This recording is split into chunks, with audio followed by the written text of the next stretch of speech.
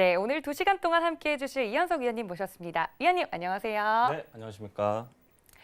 네, 우리 위원님과 함께 계속해서 종목 상담 시간 준비가 되어 있습니다. 전화와 문자 활짝 열려 있으니까요. 참여 방법부터 먼저 알려드릴게요.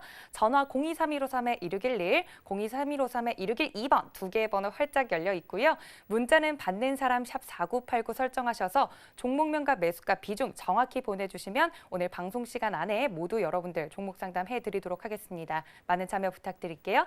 나는 우리 위원님과 좀 더 자세한 이야기 해보고 싶다 하시는 분들은요. 지금 바로 자주 쓰시는 카카오톡 어플 있으시죠? 들어오셔서 채팅방 검색창 상단에 보시면 검색창이 있습니다. 그쪽에 배트맨 이현석이라고 검색하시고 들어오시면 오픈 채팅 탭 눌러서 들어오시면 우리 위원님과 함께 하실 수 있는 무료 카카오톡 방 있습니다. 들어오시면 우리 위원님께서 자세한 종목 이야기부터 시장 이야기까지 모두 알짜배기로 전해드리고 있으니까 많은 참여 부탁드릴게요. 위원님께 오늘 시장 이야기를 안 여쭤볼 수가 없습니다. 오늘도 시장이 하락을 했는데 위원님께서 이렇게 불확실성 좀 커져가는 시장 속에서 어떻게 대응하는 게 좋을지 오늘 시장 어떻게 보셨어요?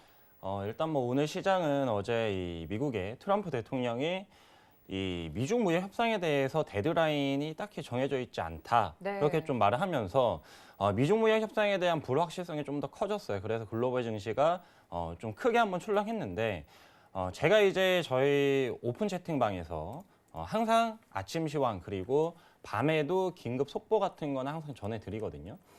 근데 제가 요게 대해서 어떻게 좀 말씀을 해드렸냐면은 트럼프 대통령이 데드라인이 딱히 없고 우리는 최대한 중국이 양보를 하지 않으면 그러니까 미국에 굉장히 유익한 그런 조건이 아니면 협상을 하지 않겠다. 그리고 12월 15일 날 이제 관세 부과가 또 예정이 되어 있기 때문에 그때까지 중국과 딜이 안 되면 우리는 예정대로 관세 부과를 할 것이다 그랬어요.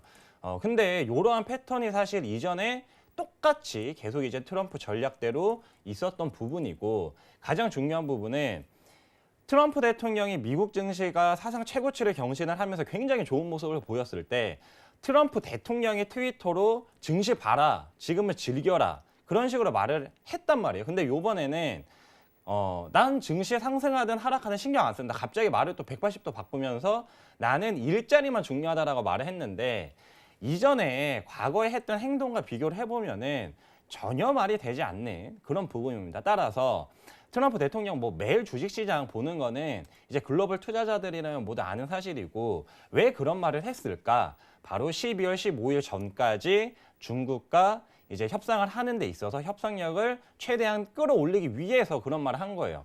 근데 중국도 여기에 지지 않겠죠. 그래서 오늘 중국 외교부에서 어떤 말을 했냐? 트럼프가 한 말을 똑같이 받아쳤습니다. 우리 또한 데드라인이 없다. 그러니까 이전에 미중 무역 전쟁이 격화됐을 때랑 전혀 바뀐 게 없었는데 미국이 뭐 어떤 식으로 중국에게 공격을 하면 중국도 그냥 똑같이 받아쳐요. 근데 그러다가 갑자기 미중 무역 협상 될 것처럼 막 그렇게 말을 하다가 또 안 될 것처럼 말을 하다가 근데 이제 결론적인 부분은 뭐냐? 트럼프가 말을 했던 트럼프 대통령이 말했던 부분 속의 모순이 다 드러나 있습니다. 나는 증시 안 본다라고 했는데 증시 봐라 그랬고요. 그리고 결국은 미국의 현재 이제 굉장히 좀 삶이 좀 뭐라 그래야 되죠? 어려워진 미국 농민들을 위해서 결국 지금 브라질, 아르헨티나도 세계 3대 대두 수출국 중에 이제 브라질과 아르헨티나가 껴 있습니다. 당연히 이제 그 안에 미국이 껴 있고 그래서 3대 대두 수출국인데 그 중에서 왜 하필 다른 나라도 아니고 브라질이랑 아르헨티나 딱 두 개의 나라를 갑자기 또 관세를 다시 부과하겠다 그렇게 말을 했을 거예요. 결국은 트럼프 이 판벨트 지역에 있는 농민층들을 위해서 일종의 어떻게 보면은 대두 가격 띄우기 그러니까 우리가 흔히 말하는 뭐 이제 가격 인위적인 조종 그런 이제 부분을 트럼프 대통령이 미국의 대통령이라고 하는 사람이 만들어가는 그런 이제 과정일 뿐이다. 그래서 결국에 이제 레이건 대통령을 따라서 결국 트럼프 대통령은 똑같이 한다. 미일 무역 전쟁이랑 제가 똑같다고 그렇게 말씀을 해드렸는데